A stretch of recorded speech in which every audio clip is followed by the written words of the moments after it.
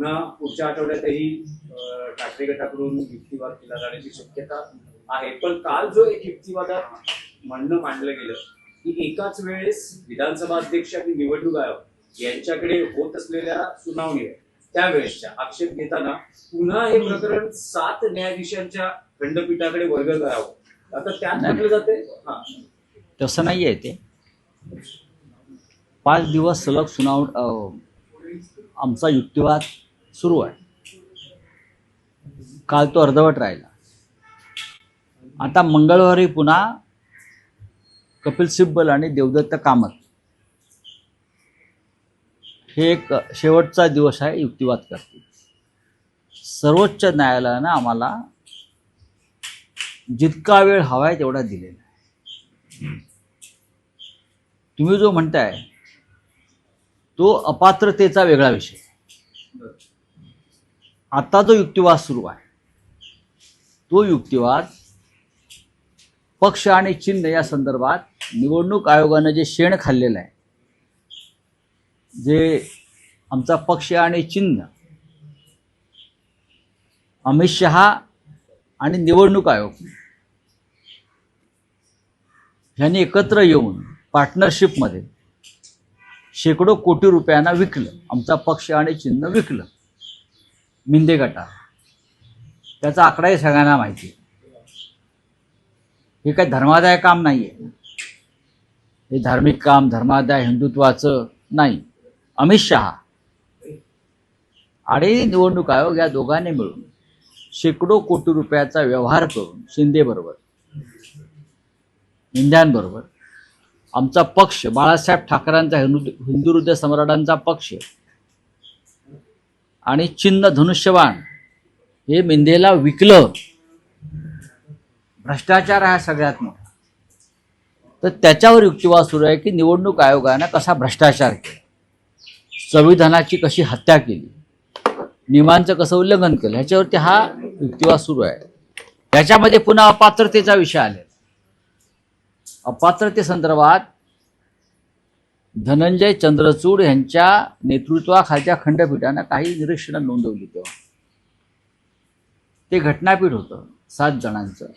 त्याच्यामुळे तो जो विषय आहे अपात्रतेचा आणि व्यापक देशातल्या अपात्रतेसंदर्भात, देशामध्ये जेव्हा अशा घटना घडतात, पक्ष चोरणं, आमदार फोडणं आणि मग अपात्रतेसंदर्भात निर्णय न घेणं वेळेत आणि मग अपात्रच व्यक्तीला मुख्यमंत्री करणं, जसं आपल्या महाराष्ट्रात झालं, त्या संदर्भात 7 सदस्यीय खंडपीठानं या संदर्भात एक निर्णय घेऊन दिशा ठरवावी अशी ती भूमिका आहे. पण राऊत साहेब, या सुनावणी दरम्यान तुम्ही ज्या प्रतिक्रिया व्यक्त करता आहेत, शिंदे शिवसेनेच्या नेत्यांचं असं म्हणणं आहे की राऊत साहेब अशा पद्धतीने प्रतिक्रिया व्यक्त करतात जणू राऊत साहेबच सर्वोच्च न्यायालयाचे सरन्यायाधीश. असं काहीच मी म्हटलेलं नाही.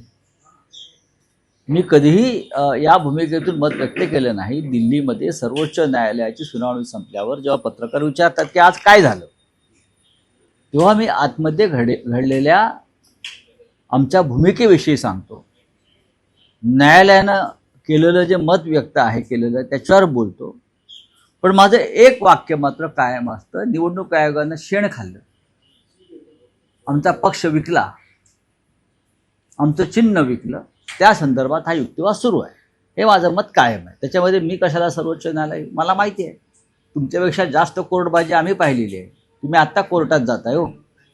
तुम्ही कधी साधं तुरुंगात गेला नाही, जेलमध्ये गेला नाहीत, आंदोलन केलं नाही, लाठी खाल्ली नाही. आम्हाला काय तुम्ही शिकवताय? पण राऊत साहेब, तुमच्याकडून जसे ज्येष्ठ विधिज्ञ कपिल सिब्बल आहेत, सलग 5 दिवस सुनावणी आणि त्यांनी जे युक्तिवादात मुद्दे मांडले, शक्यता अशी आहे किंवा पुढच्या काळात शिंदे शिवसेनेचे मांडू द्या ना, न्यायालय आहे, ज्येष्ठ विधिज्ञ असू द्या ना, असू द्या, न्यायालय आहे, दोन्ही बाजू ऐकल्या जातात, दोन्ही बाजू ऐकल्या जातात आणि त्या ऐकल्याशिवाय कोणतंही न्यायालय निर्णय घेत नाही. पण आमच्या प्रकरणामध्ये आमची बाजू ऐकली गेली नाही.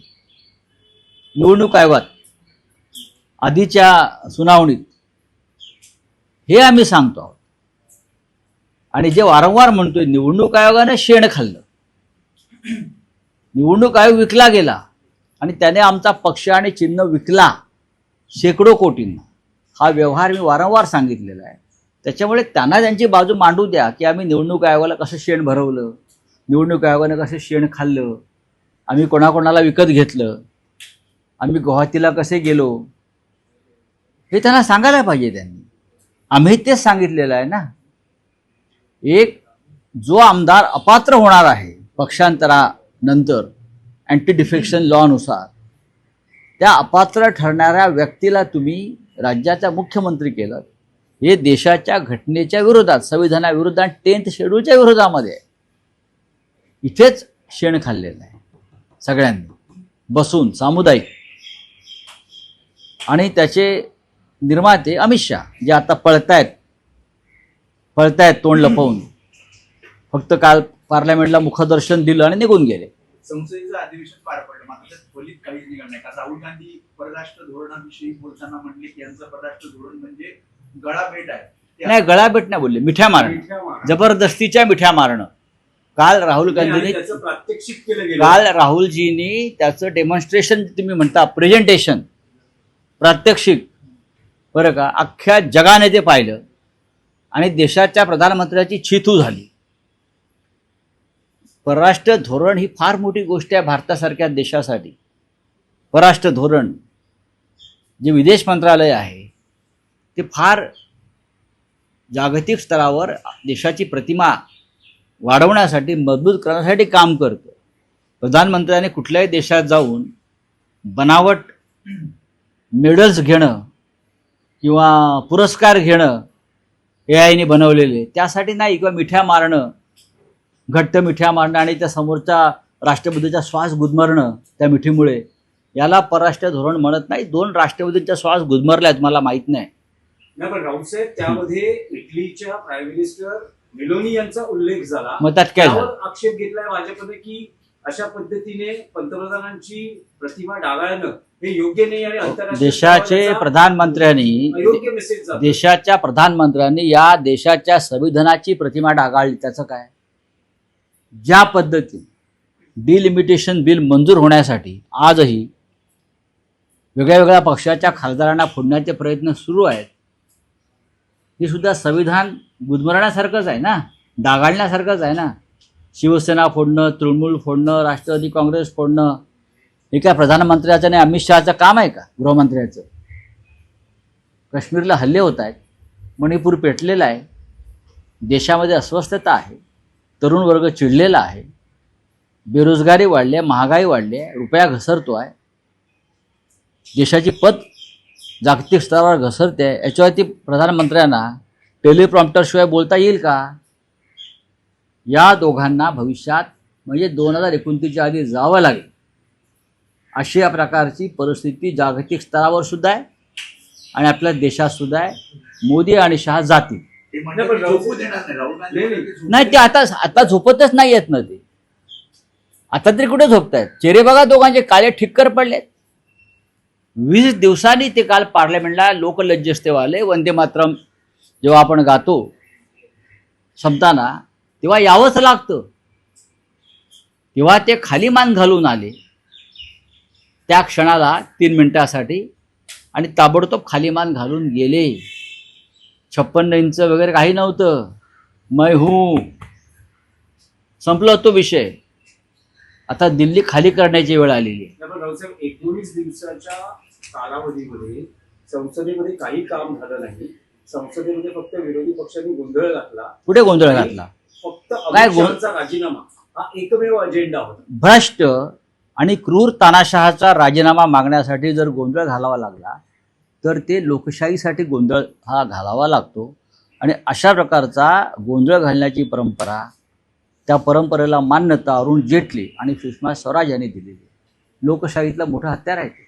जेव्हा एक देशाचा सैतानी गृहमंत्री मुलांवर पॅलेट गन चालवतो, टिअर गॅस चालवतो, दादागिरी करतो, पक्ष फोडतो, माणसं विकत घेतो, अशा अमित शहांचा राजीनामा मागण्यासाठी जर आम्हाला संसदेमध्ये आवाज उठवावा लागला, त्याला गोंधळ म्हणता येणार नाही. ती लोकशाही संरक्षणाची कवचकुंडल आहे. राज्याच्या राजकारणातला विषय होता, केंद्रीय राजकारणात बोला. राज्याच्या राजकारणातला विषय होता की चाकणमध्ये अपुऱ्या सुविधांमुळे जवळपास अनेक कंपन्यांनी तिथून MIDC असेल आणि आसपासच्या त्या सगळ्या संकुलातील अनेक कंपन्यांनी तिथून जाण्याचा निर्णय घेतला. त्यामुळे उद्योगमंत्र्यांनी तातडीनं एक निवेदन जारी केलं की ते या प्रकरणी एक बैठक बोलावतील. पण आज शरद पवारांची या विषयावर एक फेसबुक पोस्ट आहे की पायाभूत सुविधांच्या अभावामुळे उद्योगांचं स्थलांतर हे भूषणावह नाही आणि त्याबद्दल पवारांनी चिंता व्यक्त केली. सगळ्यात जास्त भ्रष्टाचार 5 टॉप ज्या मिनिस्ट्रीज आहेत महाराष्ट्रात त्याच्यामध्ये उद्योग खातं आहे. उद्योग मंत्र्यांनी कोणता नवीन उद्योग या महाराष्ट्रामध्ये आणला? 5,500 उद्योग महाराष्ट्राच्या बाहेर गेले किंवा बंद पडले, त्यासाठी काय केलं? याचा लेखाजोखा कधी दिलाय का? MIDCच्या जमिनी विकणं, व्यवहार करणं आणि मोठ्या प्रमाणामध्ये या कंपन्यांना पोल्युशन कंट्रोल बोर्डाकडून नोटिसा मारून त्यांच्याकडनं खंडण्या उकळणं, हे शिंदे गटाचा जो अर्ध सरकार आहे, अर्ध फडणवीसांचा अर्ध यांचं आहे, अशी मध्ये भिंत आहे. या अर्ध्या सरकारकडून याच खंडणीबाजीची कामं चालू आहेत. चाकणची MIDC ही शरद पवारांच्या प्रयत्नाने तिथे सुरू झाली. ऑटोमोबाईल हब ज्याला आपण म्हणतो ते. अनेक जागतिक स्तरावरच्या मोटार कंपन्या तिथे आल्या, लाखोंच्या प्रमाणात रोजगार मिळाला, व्यवसाय वाढला तिथे. आणि आज तिथे कोणत्याही पायाभूत सुविधांच्या अभावी जर कंपन्या बंद पडत असतील, निघून जात असतील, त्याची जबाबदारी सगळ्यात आधी आहे या राज्याच्या मुख्यमंत्र्यांची. काय करतायत उद्योगमंत्री? नंतर राज्याच्या मुख्यमंत्र्यांची जबाबदारी सगळ्यात आधी आहे. ते मोठ्या मोठ्या गोष्टी करतात ना, इन्व्हेस्टमेंट आली, गुंतवणूक आली, अमुक आली, प्रगतीपथावर आहोत. गडचिरोलीसारख्या ठिकाणी खाण मालकांनी, खाण उद्योजकांनी जो उच्छाद मांडलेला आहे तो सुद्धा उद्योग खात्याच्या किंवा मुख्यमंत्र्यांच्याच अधिपत्याखाली येतो. 1500 लोक तिथे ठार झालेले आहेत खाण उद्योगांच्या ट्रक खाली किंवा वाहनाखाली.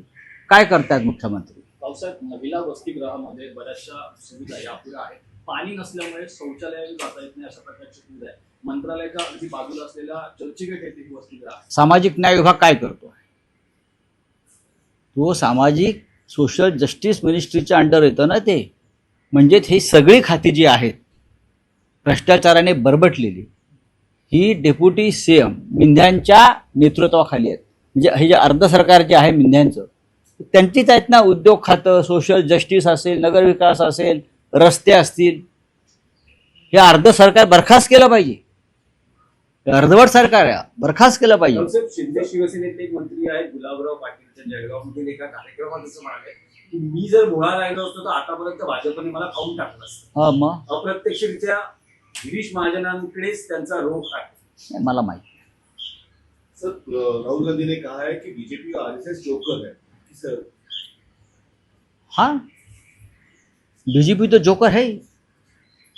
और 2 बड़े जोकर बड़े पद पर बैठे हैं ना. और वो कैसे जोकर है, किस लेवल के जोकर है, ये जंतर मंतर पर बच्चों ने दिखाया है. आपने देखा होगा देश को क्या मिला. मोदी जी के और अमित शाह के लीडरशिप पे जो सरकार चल रही है, बताइए देश को क्या मिला. धार्मिक उन्माद मिला है.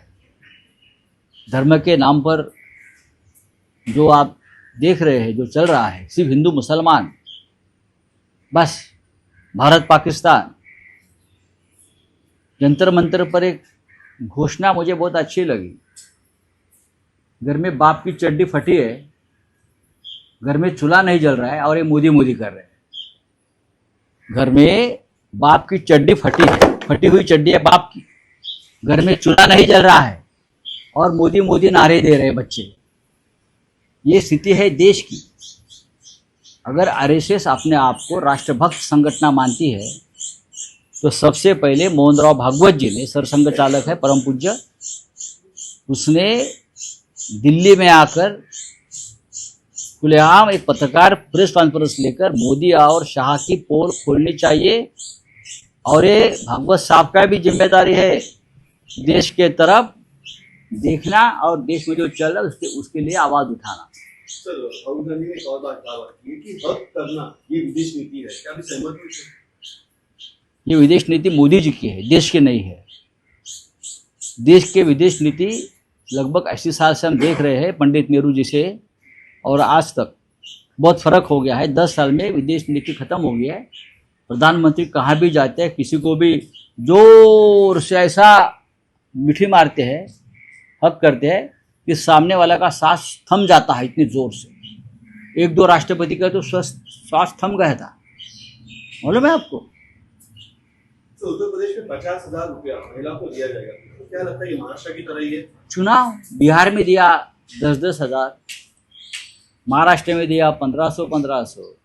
अब बिहार में 1 वोट की कीमत है 50,000। भाव बढ़ गया। मोदी और अमित शाह की तो यही तो रीत है, 50-50। अब और कहाँ चुनाव होगा तो 1-1 लाख रुपया दे देंगे। चलिए, थैंक यू।